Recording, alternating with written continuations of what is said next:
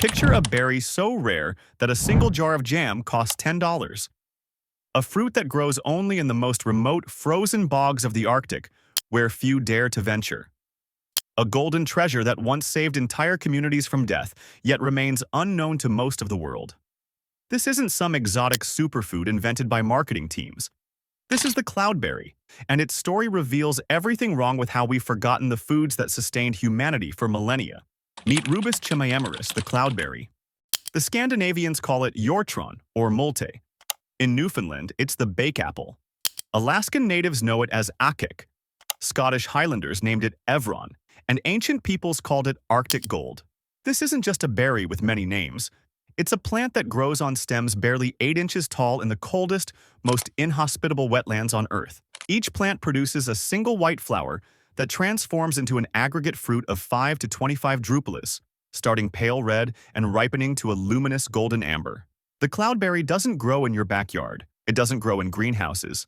It grows exclusively in circumpolar bogs with acidic, peat-rich soils across northern Europe, Russia, Alaska, Greenland, and the Canadian territories. It thrives where almost nothing else can survive. Problem reframe. We've been asking the wrong question about nutrition. We obsess over the latest supplement trends, the newest superfood flown in from distant continents, the scientifically engineered vitamin pills. Meanwhile, we've ignored what traditional Arctic peoples knew for centuries. The most nutrient-dense foods often grow in the harshest environments. The cloudberry isn't just another forgotten food. It's evidence that we've systematically erased our knowledge of plants that kept entire civilizations alive. While we search for health in bottles and labs, the answers have been growing wild in the tundra all along. Scientific validation. The numbers are staggering. 100 grams of fresh cloudberries contain approximately 158 milligrams of vitamin C. To put that in perspective, that's 16 times more vitamin C than blueberries, which contain only 9.7 milligrams. But vitamin C is just the beginning. Cloudberries pack 210 IU of vitamin A and 4 IU of vitamin E per 100 grams. They're loaded with ellagic acid, anthocyanins, and carotenoids. The berries contain specialized compounds like lambertinin C and sanguine H6, powerful L-glutathione that protect cells from oxidative damage. Modern laboratory analysis confirms what Arctic peoples always knew. Cloudberries are among the most nutrient-dense fruits on the planet. The seed oil alone is so rich in vitamin E that cosmetics companies prize it for skin healing and anti-aging formulations. Even more remarkable, cloudberries contain benzoic acid, which naturally preserves them without fermentation or added chemicals. This berry doesn't just nourish, it heals. Nutritional breakdown. Let's examine exactly what makes cloudberries extraordinary. The vitamin C content isn't just high, it's survival level high. In Arctic winters where fresh vegetables don't exist and scurvy could kill entire communities, 158 milligrams of vitamin C per 100 grams meant the difference between life and death. The vitamin A supports immune function and vision in the endless dark winters. The vitamin E protects against the oxidative stress of extreme cold. The antioxidant compounds fight inflammation that comes from harsh living conditions.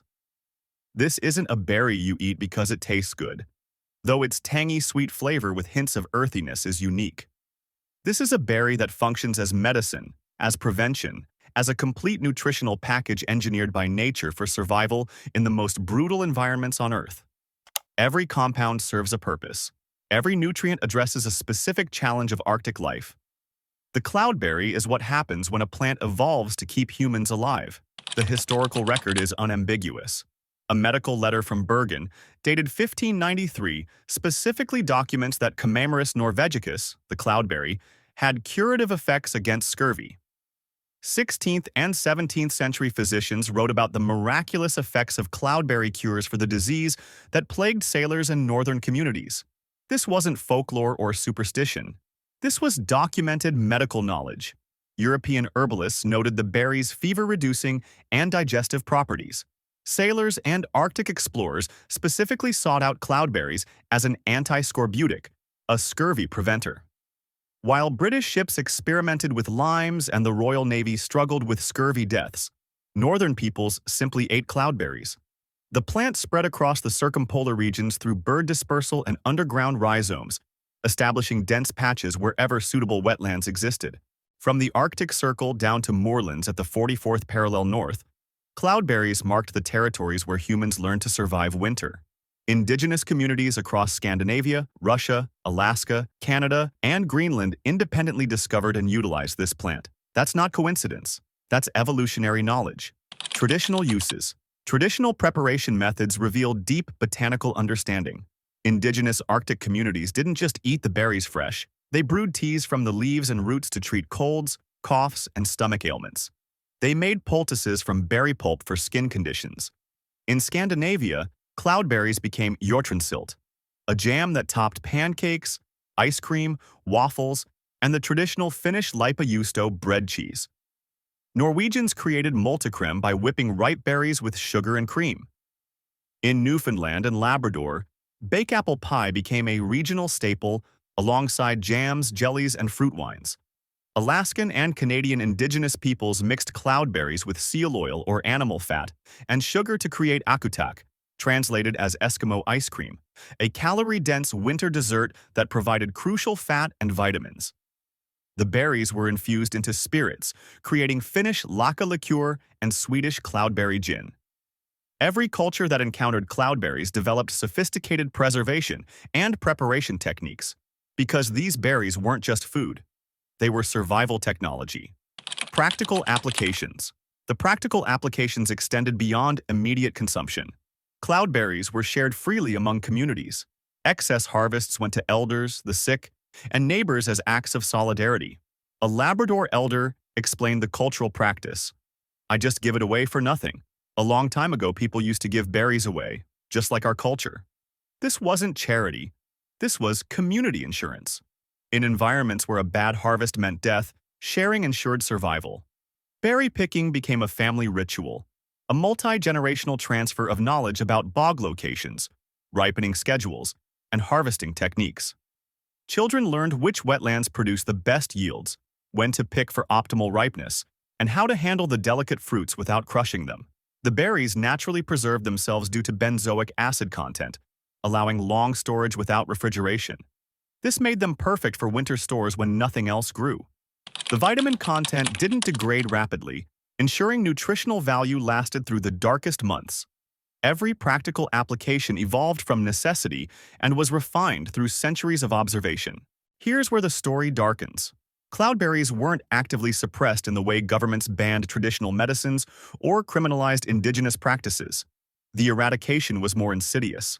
It happened through displacement and cultural erasure. As Arctic communities were pushed toward Western diets, traditional foraging knowledge simply stopped being transferred.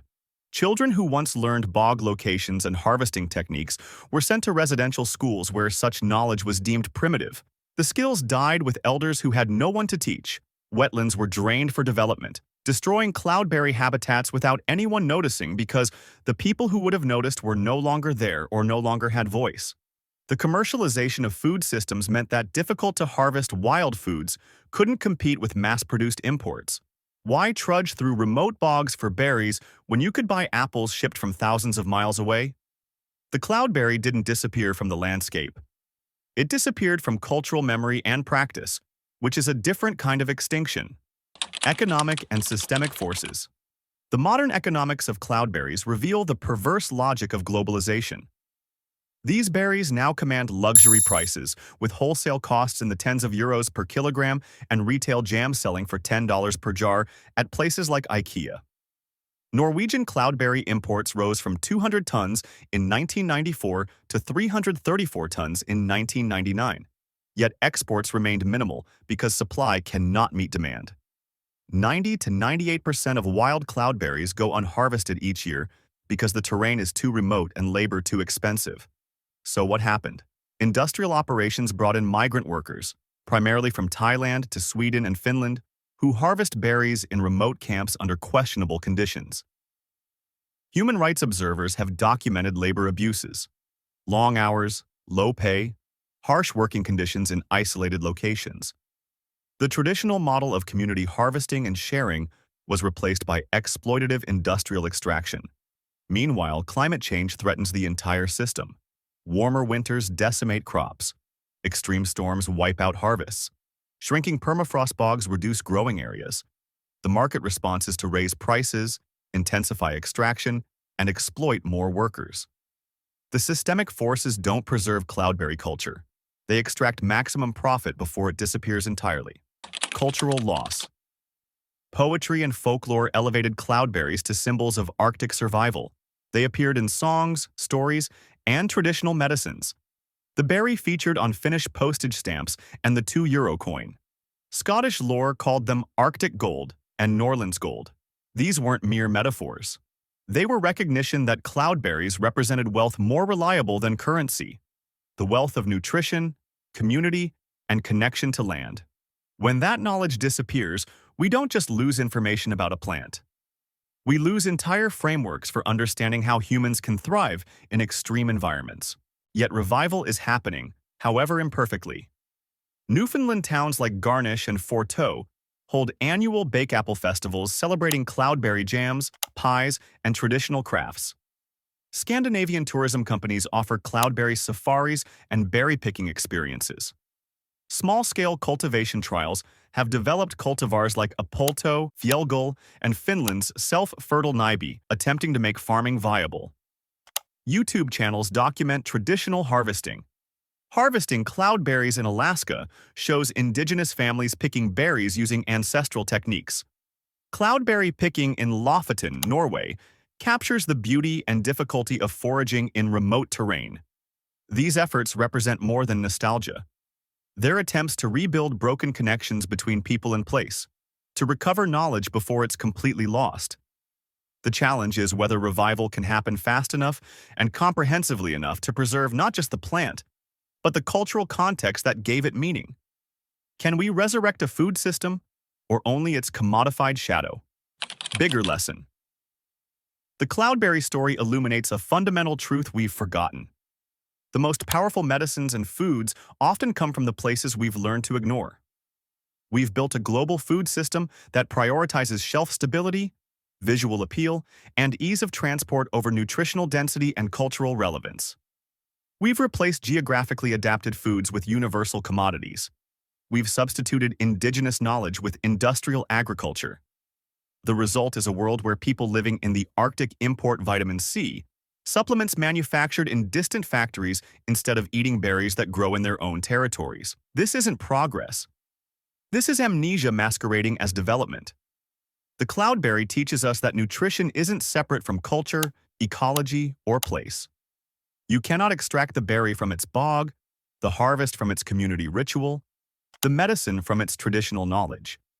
When we try, we end up with expensive jams sold at IKEA and exploited migrant workers in remote camps. We get the commodity without the context, the product without the wisdom. Call to action. If this story means anything, it demands action. For those living in cloudberry territories, learn where the bogs are. Talk to elders before their knowledge disappears. Take children berry picking and teach them what you learn. For everyone else, understand that cloudberries represent thousands of similarly forgotten foods. Arctic cranberries, sea buckthorn, native ground cherries, indigenous root vegetables. Every region has foods that sustained people for millennia before industrial agriculture made them irrelevant. Find them, learn their stories. If possible, taste them. Support indigenous food sovereignty movements fighting to preserve traditional harvesting rights. Oppose wetland destruction and habitat loss. Demand that labor practices in wild food harvesting be transparent and ethical. Push back against the narrative that modern industrial food is superior to traditional diets. Most importantly, recognize that food knowledge is survival knowledge. What seems like nostalgia or romanticism about wild foods is actually a blueprint for resilience as climate change makes industrial agriculture increasingly precarious. Closing line/memorable end. The cloudberry still grows in remote Arctic bogs, golden and patient, waiting in the places we forgot to look. It asks a simple question: what else have we lost while believing we were advancing? The answer might be everything that could save us.